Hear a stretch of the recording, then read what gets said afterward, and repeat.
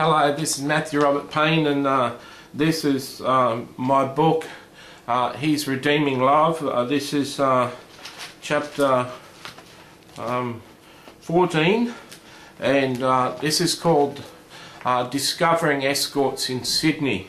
Me and Terry, as taking up from chapter 13, me and Terry, my roommate, flatmate, housemate, whatever you call it in your place in the world. We moved to the northern beaches in Sydney. It was a very picturesque place of Sydney. We moved to a suburb called Dee Why. If you're from Australia, you may know Dee Why.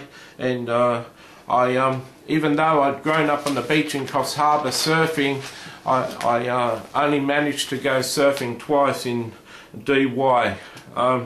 I stopped my second income with McDonald's, and so I had a hit in my income, and I was only earning my income from telecom now. I only had one income. When I lived in Dee Why, I looked up the yellow pages and found an escort agency that operated close to Dee Why, or the one in yellow pages that seemed to be the closest to Dee Why, and I rang them up and inquired on the girls. First of all, I inquired on the price to hire a girl, and found out that you can't book a girl for half an hour, but you have to book a girl for an hour. So that automatically doubled the price that I was used to paying for prostitutes. But the quality of the girls and the quality of the escort agency demanded that it was more than double what a brothel would charge. The price was quite a lot. I don't remember how much I paid for a prostitute in those days, but I know that it was more than half my weekly income to hire a prostitute. When I was told the price, I had food in the fridge, and I had my weekly bus ticket paid for, and I had my rent and bills paid for, so I had money in the bank to afford it. But needless, in any respect, I swallowed hard. Then I asked the lady all about the girls, and first of all she asked me what sort of girl was I looking for. Did I have a preference in hair colour? I told her that I preferred brunettes, and she said, what age do you want them? And I said, what age have you got? And she told me that she had girls from ages of 18 onwards, and I thought that one around my age or a bit younger was suited to me. I think at this stage I was about 20 years of age, so an 18-year-old girl wasn't too much younger than me, and so I requested one of them. She went through the 18 to 20-year-olds that she had working that night that were available. I finally picked one and set in for the wait. She said I'd have to wait about 40 minutes for the girl to arrive. I used that time, well, part of that time, for cleaning up my room and making it presentable. I'd never had a prostitute visit my house before. I'd always visited a brothel and visited their place.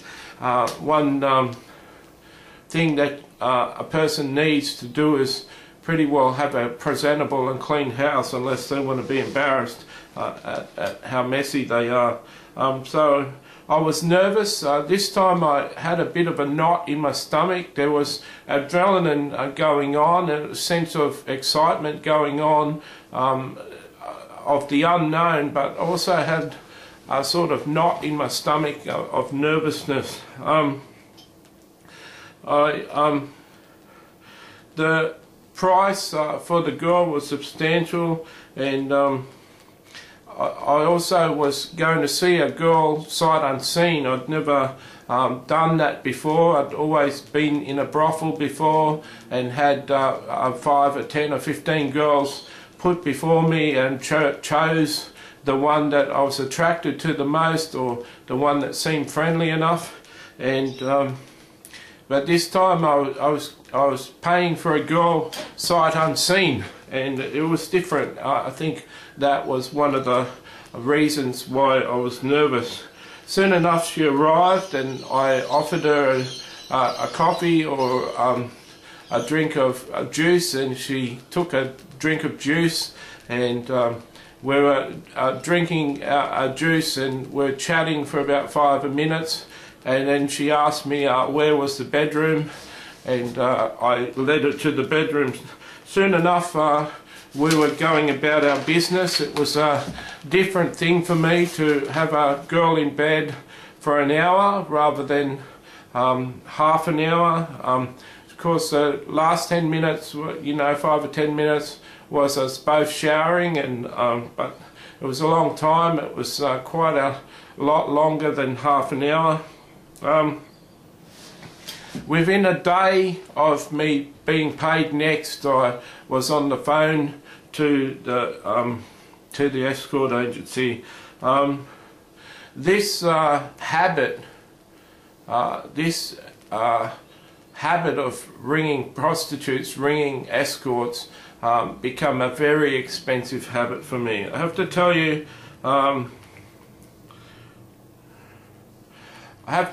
that even though this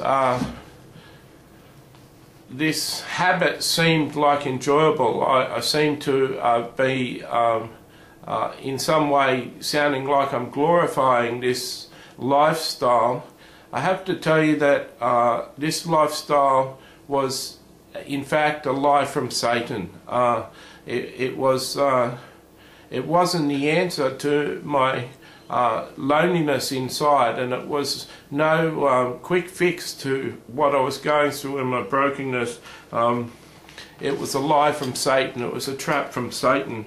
The girls, as much as they acted nice and were fun to talk to, were being sexually abused by me. I was abusing them spiritually, emotionally and sexually. I think I thought I was treating them right. I thought I was a fun customer. I really thought that I was doing them no harm. That's what I thought. It's how you justify things when you're doing something wrong. But these girls were someone's precious daughter. These girls were born for better things than having strange, ugly and strange men on top of them having sex with them. No girl chooses to be a prostitute when she's a young girl. When two young girls got their little pretend tea party sets and they're sitting down having tea, having a discussion like adults, the little girls don't talk about their future and their desire to become a prostitute. No girl decides to be a prostitute or an escort just on the whim, just on a whim. There's got to be a lot of thought that goes into it, and sometimes desperate situations drive a girl into prostitution. The fact of the matter is that most of the girls who work in the area of prostitution have been sexually abused. I saw a figure once that said 92% of prostitutes have been raped or sexually molested in the past. I'm not sure if that figure was based on a figure of streetwalkers in the United States or if that included escorts, but I know a large majority, a large portion of prostitutes have been interfered with when they were young girls. Many of them are in drug addictions or desperate situations where they need money.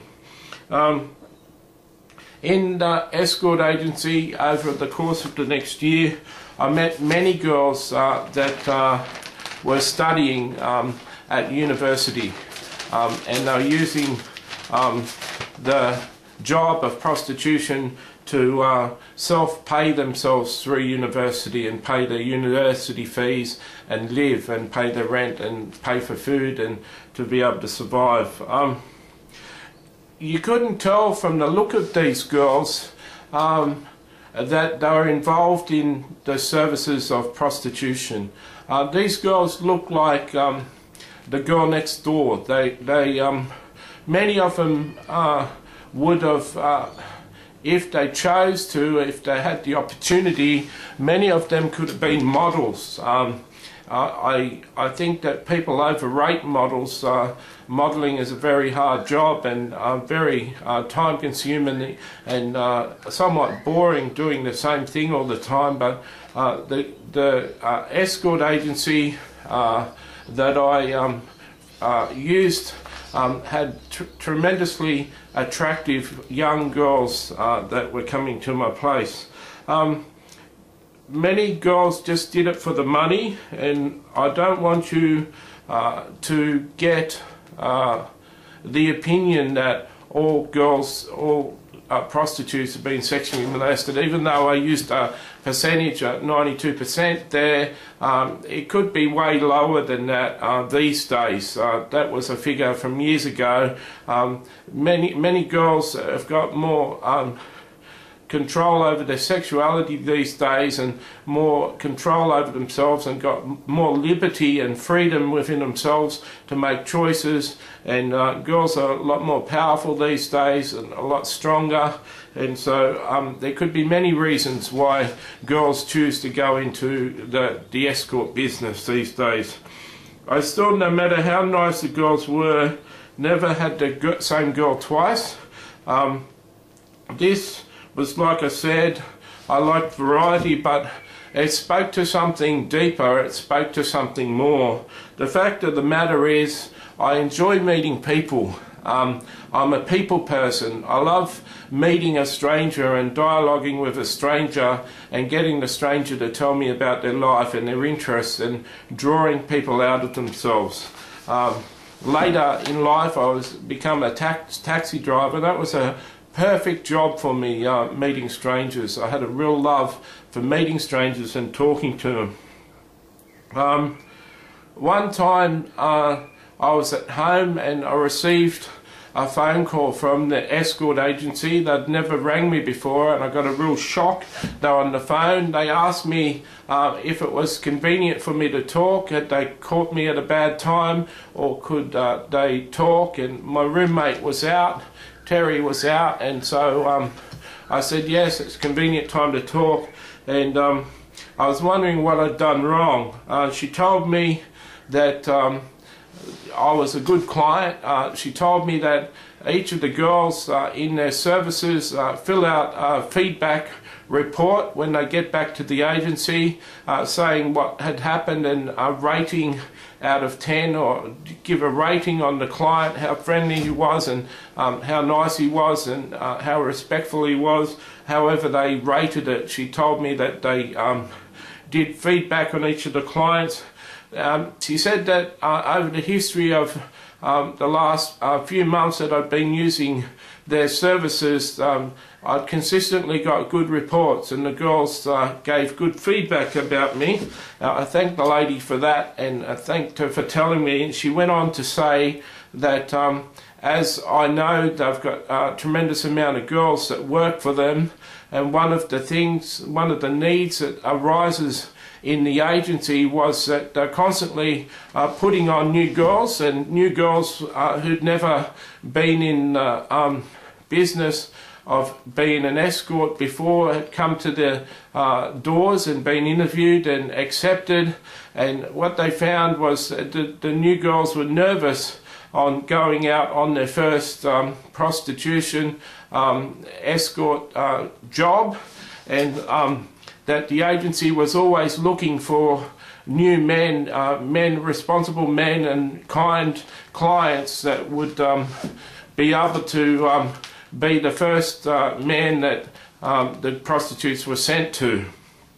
She asked me would I consider being one of the men that she used to essentially break in these prostitutes, to give them their first experience of prostitution.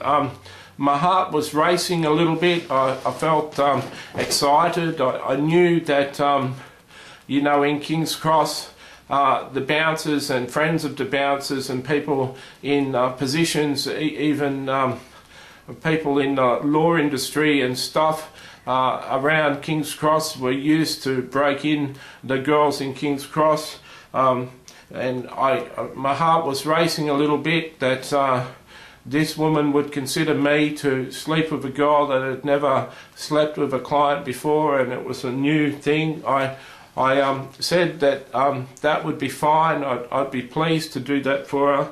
She asked if I wanted a girl tonight. She explained that she had 2 girls that were starting tonight. She only had one guy that was happy to see either girl, and could I stand in tonight and be someone.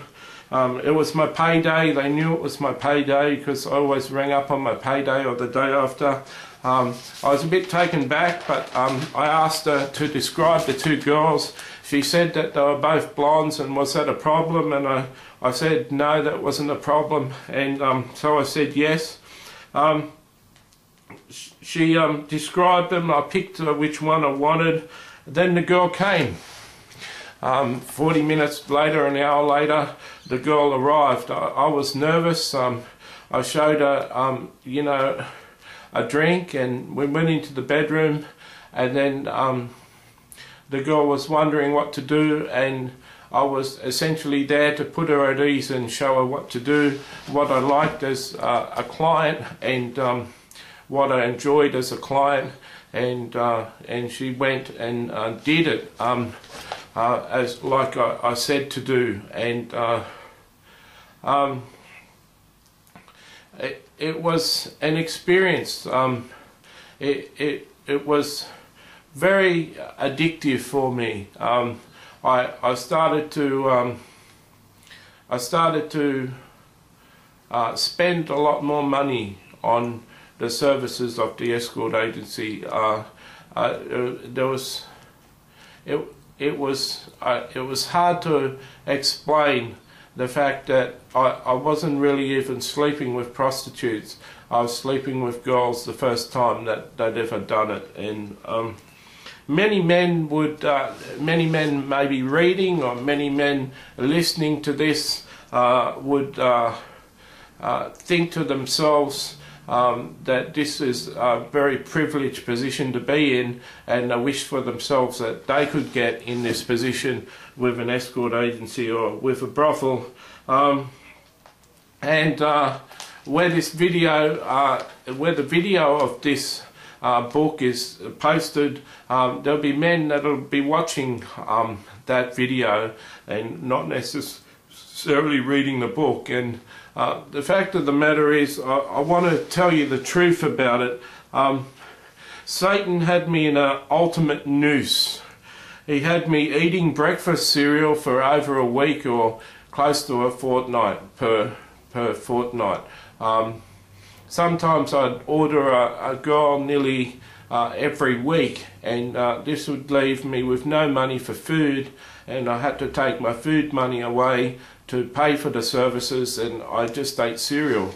And the cheapest form of food that I could eat, in Australia we have a thing called Wheat Bix, and it's very cheap. The most expensive part of it is the milk that you have with it, and if you have the Wheat Bix with water and milk, the milk isn't even a big component, and you can live very cheaply on it. It's not good for your system, it's not good for your health, and Satan had me in a real bind, spending all my money.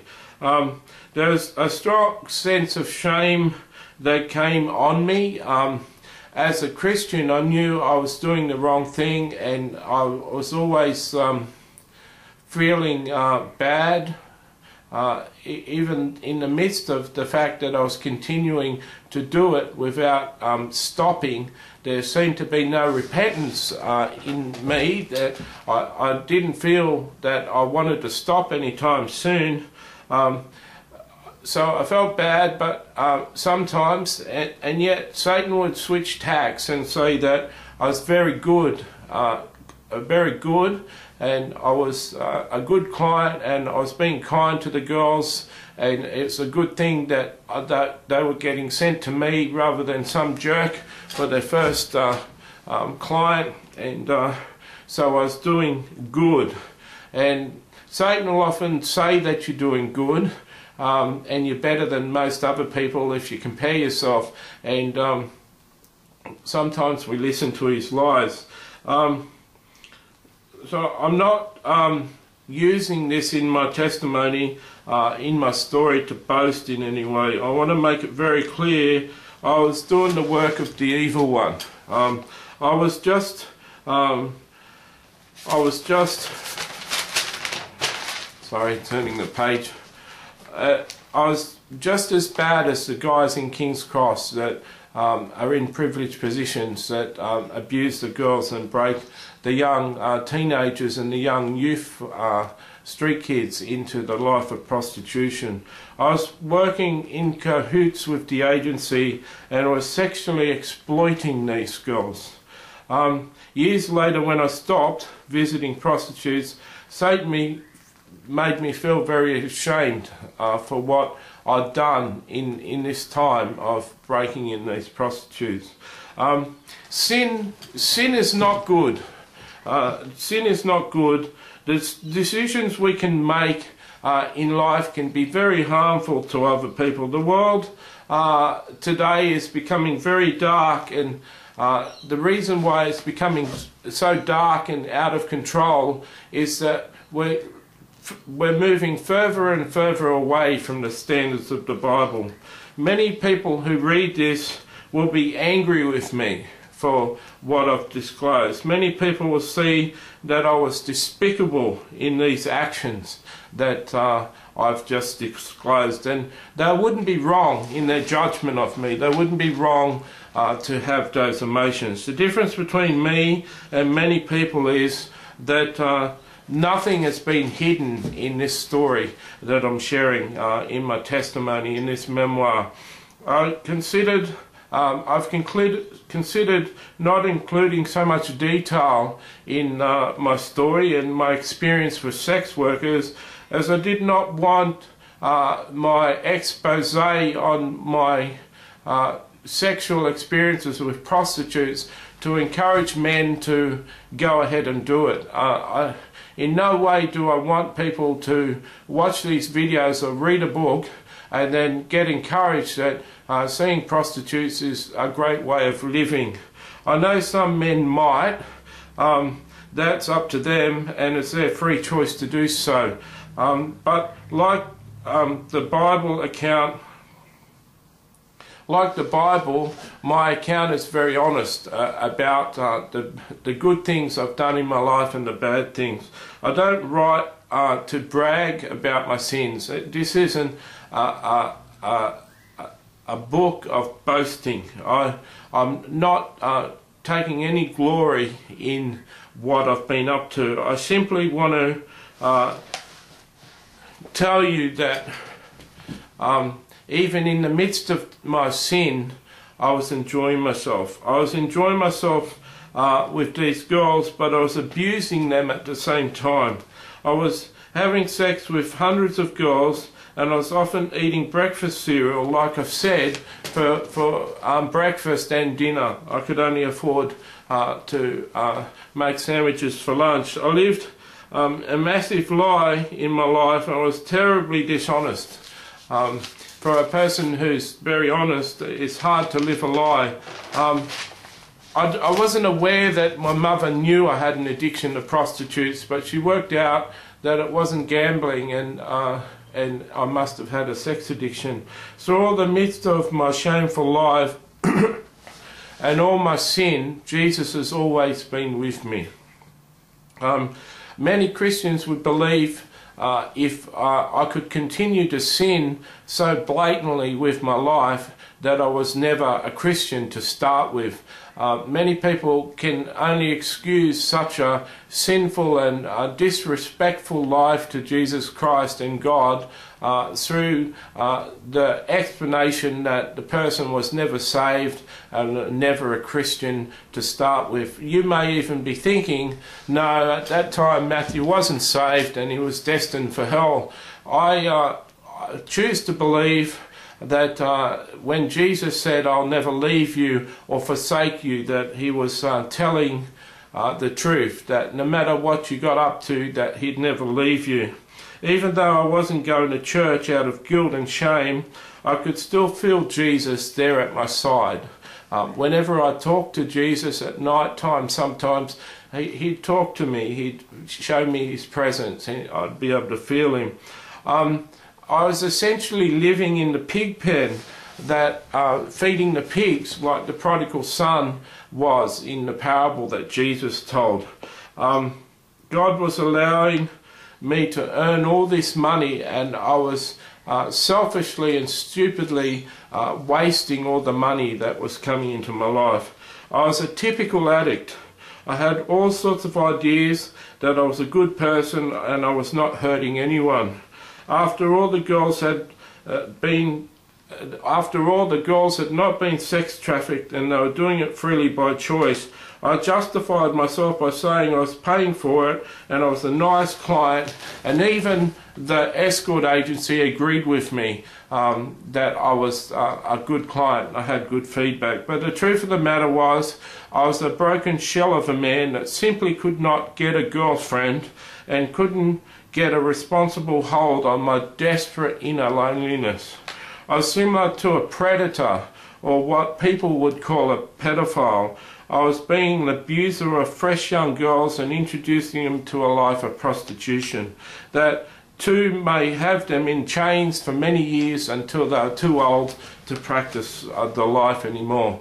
Each client of a prostitute is hard for her to forget. I've discussed this with prostitutes in years to come, and they find each client is a further abuse. They become hardened to men. The problem with us humans that we're all so good at justifying our sins and what we do wrong. Many of you listening to this video online, many of you reading the book in the future might consider that you don't even do sins, that you're not a bad person. We're all so good at making excuses for ourselves.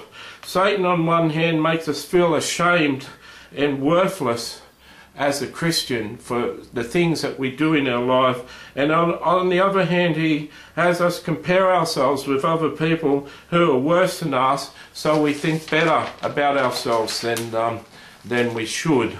The truth of the matter is that we're all lost, and we all need to know the truth, and we all need to be set free of the chains that bind us. We all need a glimpse of our potential that God has given us, and we all need to die to the desires of the enemy and sinful flesh.